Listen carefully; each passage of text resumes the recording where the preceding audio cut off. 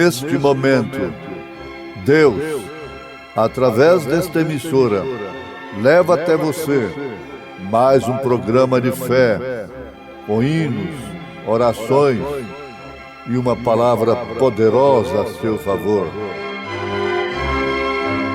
Fé para vencer o mundo. Somente crer, somente crer, tudo é possível, somente crer, somente crer, somente crer, tudo é possível,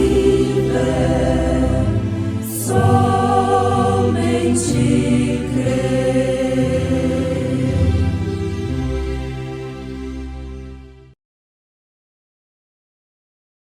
Porque Deus amou o mundo de tal maneira que deu seu Filho unigênito, para que todo aquele que nele crê não pereça, mas tenha a vida eterna.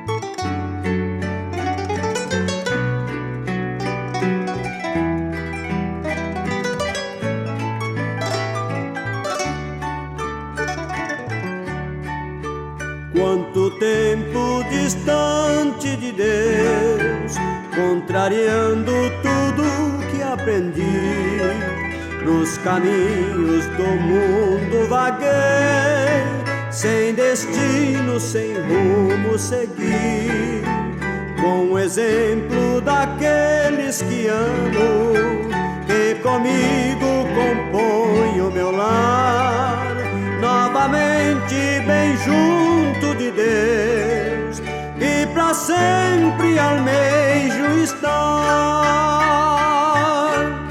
Espero por ti, Senhor, aguardo tua volta. Quero ser mais um entre os teus, a subir ao céu. E quando a este mundo voltar, com toda a tua glória,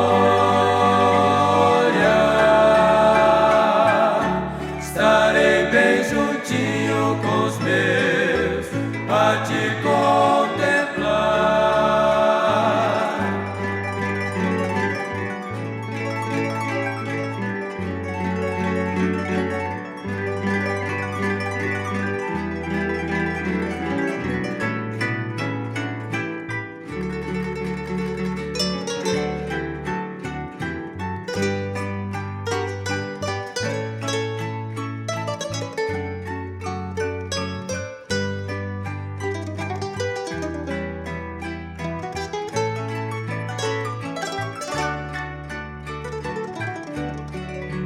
Hoje vivo em um lar cristão, decidi aceitar a Jesus, por ser filho de quem nos criou, e por nós ter morrido na cruz. Seu exemplo de vida nos guia em caminhos de paz e amor, rumo às santas mansões celestiais, onde espera o Pai Criador. Espero por ti, Senhor, aguardo tua volta.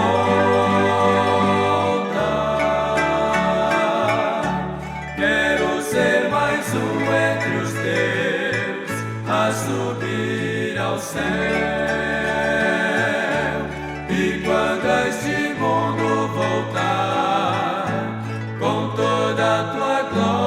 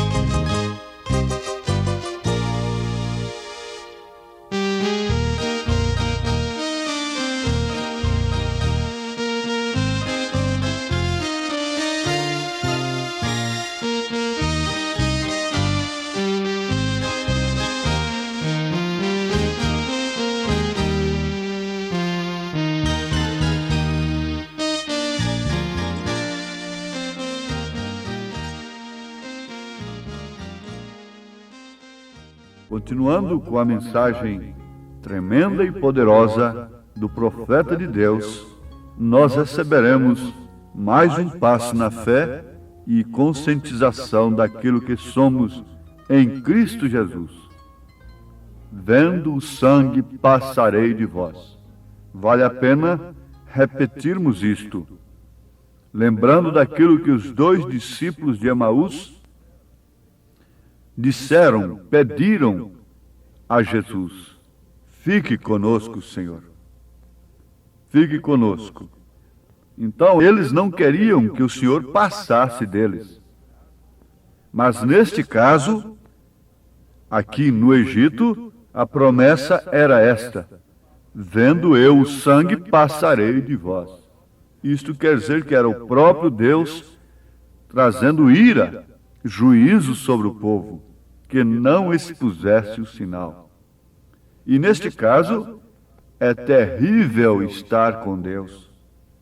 Neste caso, é um lugar terrível, porque Deus é um fogo abrasador. Quem pode ver Deus? Nem um animal sequer podia tocar no monte, que seria fulminado. Fora de Jesus Cristo, fora do sangue, nós estamos debaixo da ira, estamos debaixo do juízo.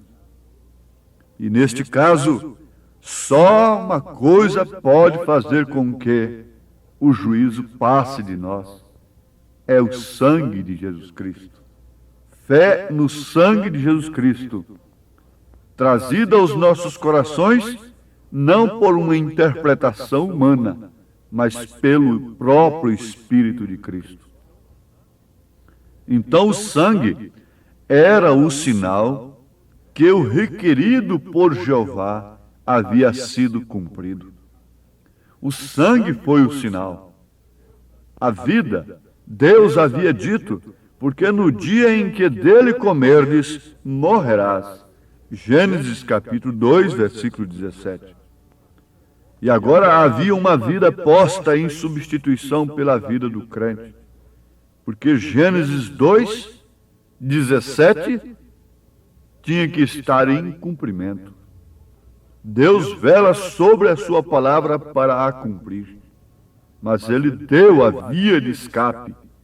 Permitindo a queda, ele admitiu assim expressar o seu atributo de Salvador. E como ele poderia salvar ao crente, ao homem, sem que houvesse satisfeito a pena do pecado? Porque no dia em que dele comerdes, morrerás. Foi justamente dando para o homem pecador um substituto. Sim, havia uma vida posta em substituição pela vida do crente. Você sabe que ali estava um cordeiro, sem mácula, para morrer no lugar do crente, daquele que cria que de fato um cordeiro morrendo no seu lugar, ele podia voltar para casa, para os seus filhos, para a sua família.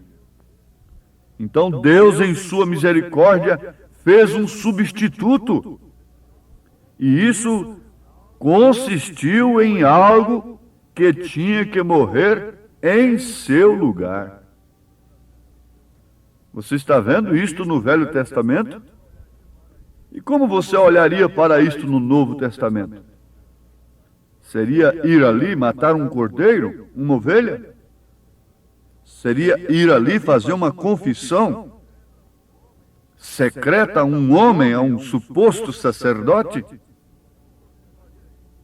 Como você faria isto no Novo Testamento?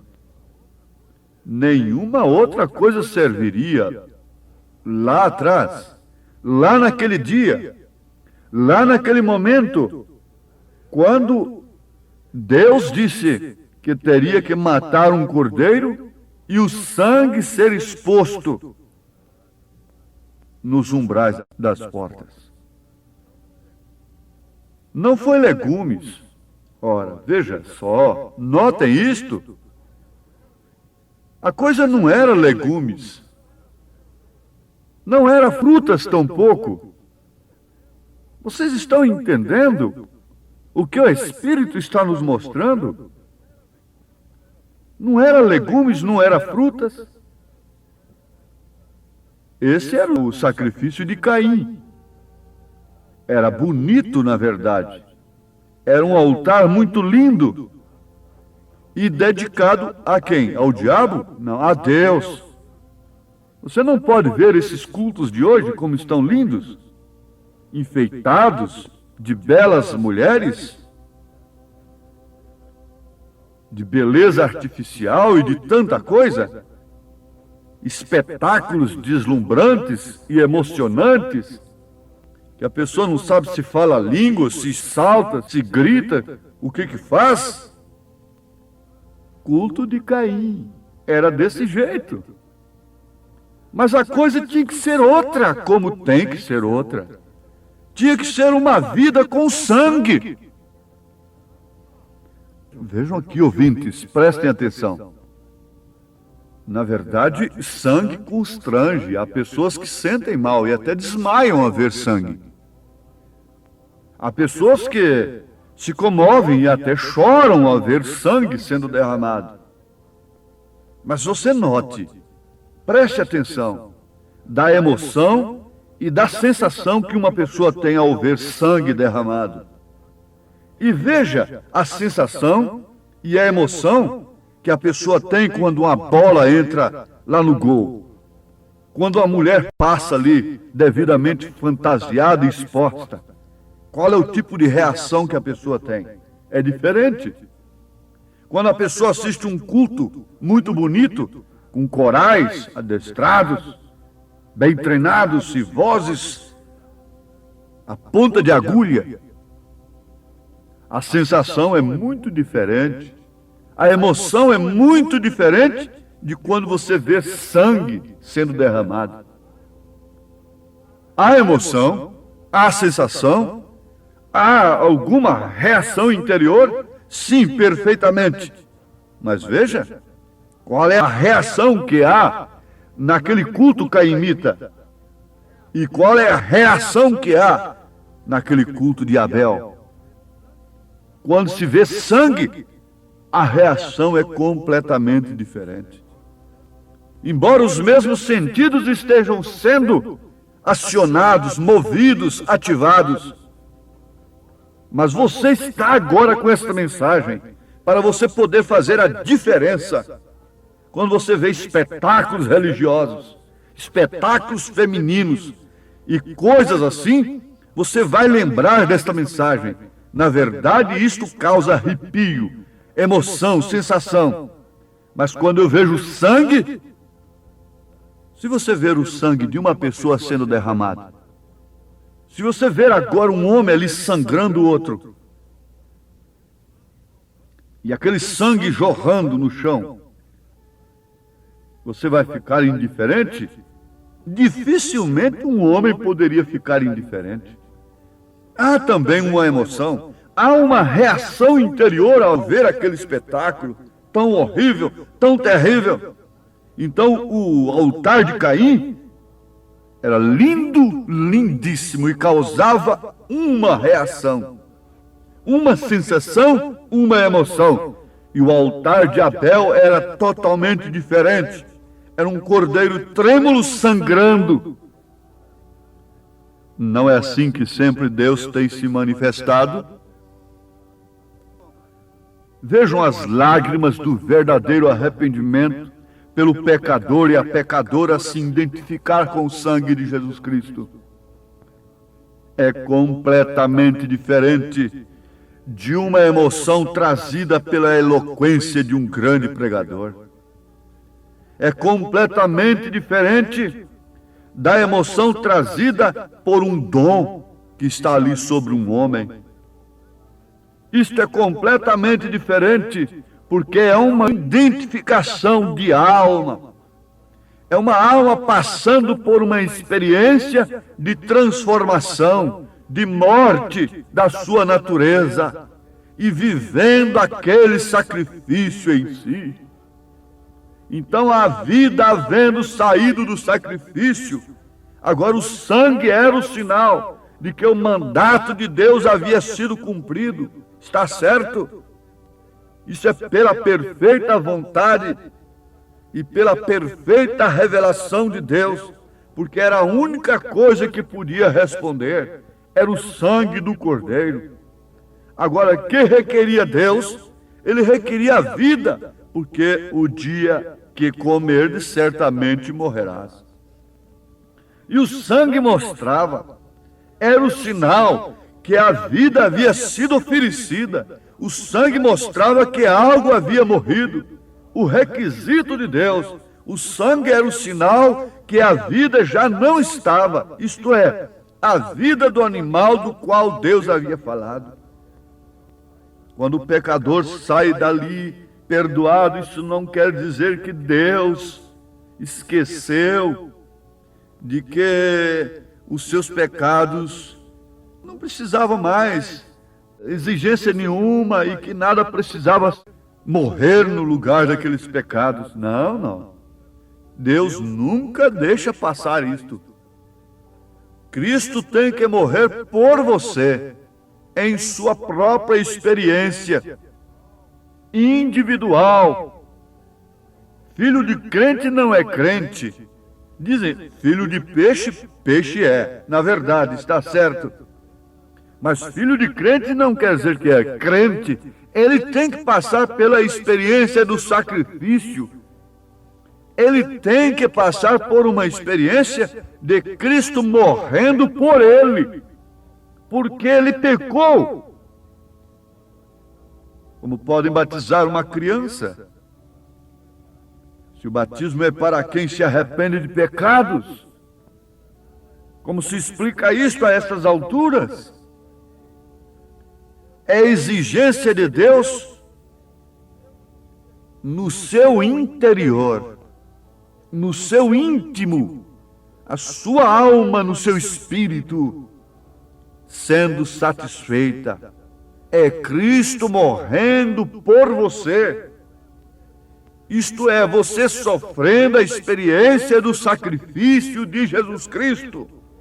Então todo o seu passado está apagado. Agora, a pena requerida por Deus está satisfeita, está correspondida em sua vida, irmã.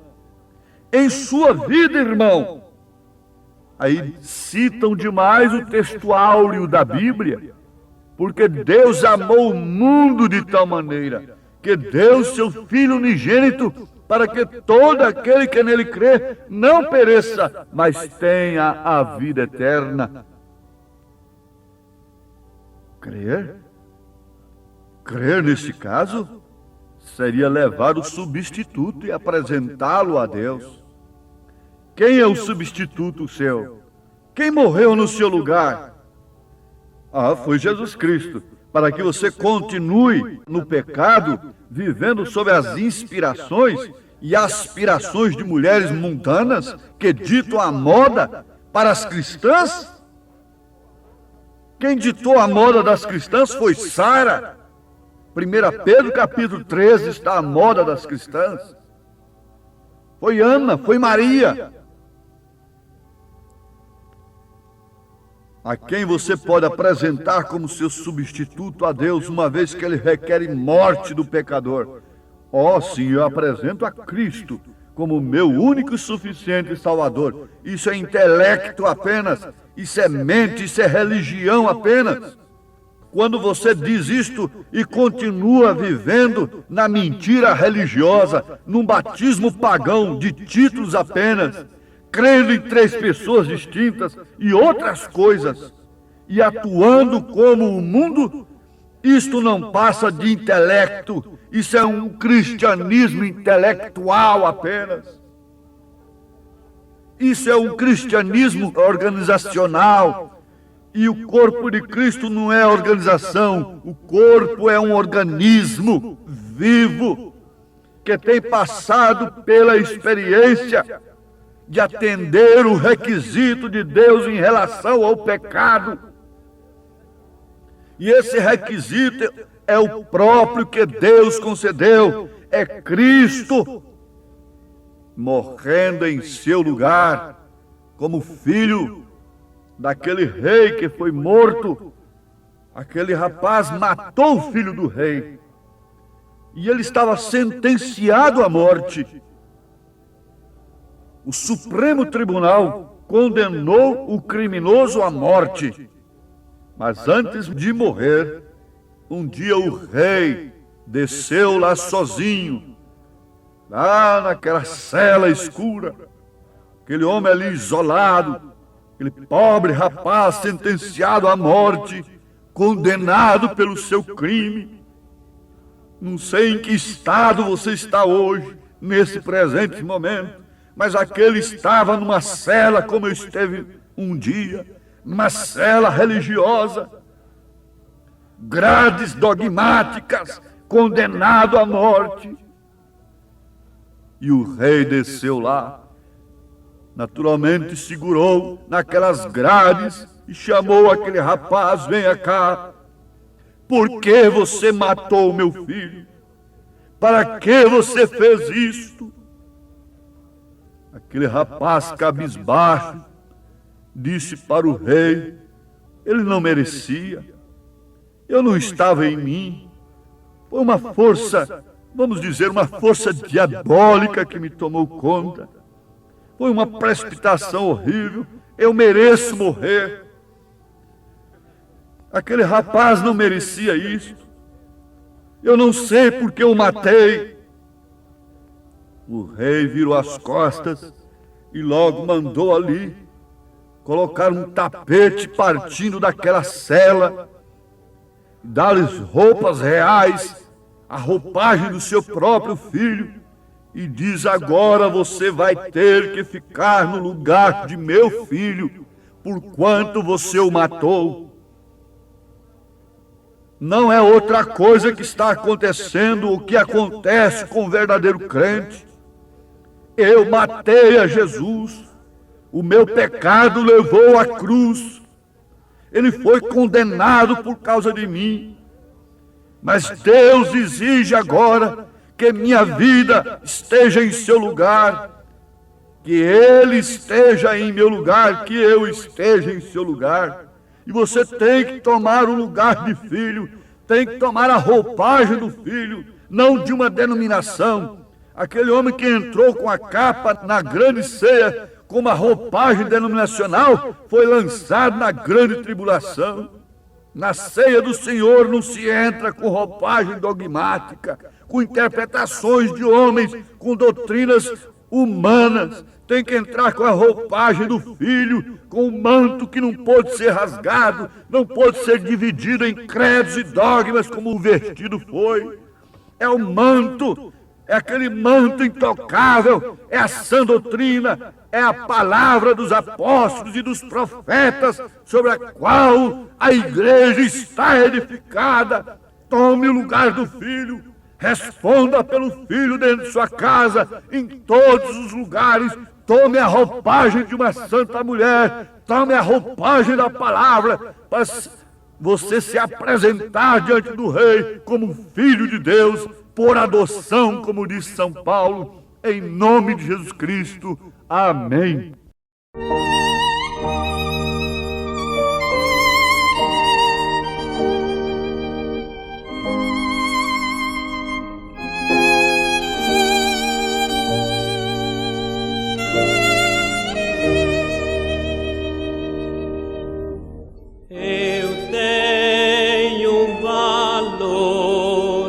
Que nunca sonhei, palácios, riquezas e glória eu bem sei, e belo e feliz o lar que eu ganhei. Eu sou de Jesus, eu sou filho do Rei. Vou morar lá no céu, então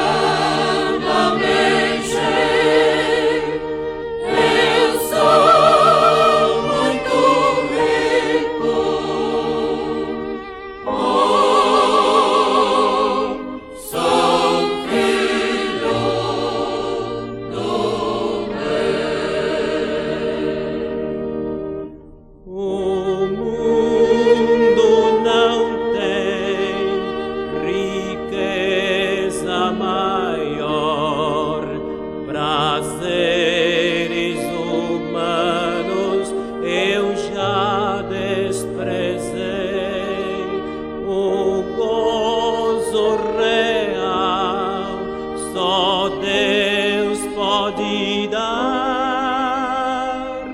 Eu sou de Jesus, eu sou filho do Rei.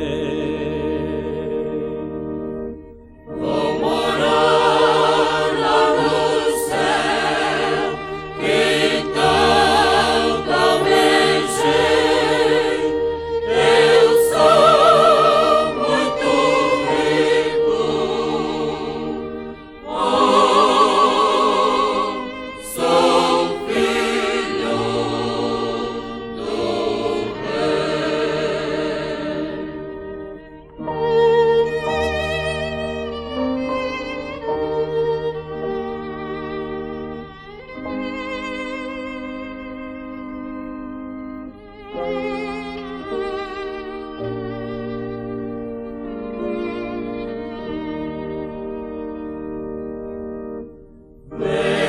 vermelhos rubis, brilhantes sem par, de mãos adivosas, agora ganhei. Estou muito feliz, o céu é meu lar. Eu sou de Jesus, eu sou filho do Rei. Vou morar lá no céu, que tanto almejei. Eu sou muito rico,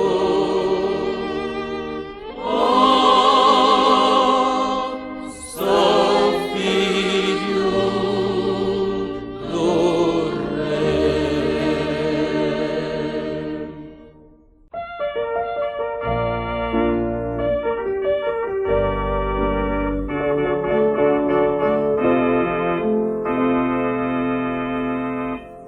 Quem na areia constrói, vê a casa cair, a procela destrói quando chega a rugir.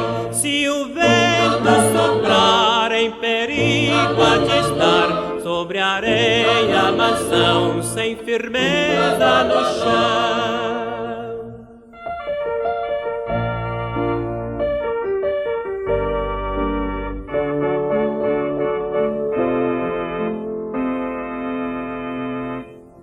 Quem na rocha constrói tem descanso real, não se abala a mansão no maior temporal. Se o vento soprar, bem segura de estar, pode o vento rugir e a tormenta cair.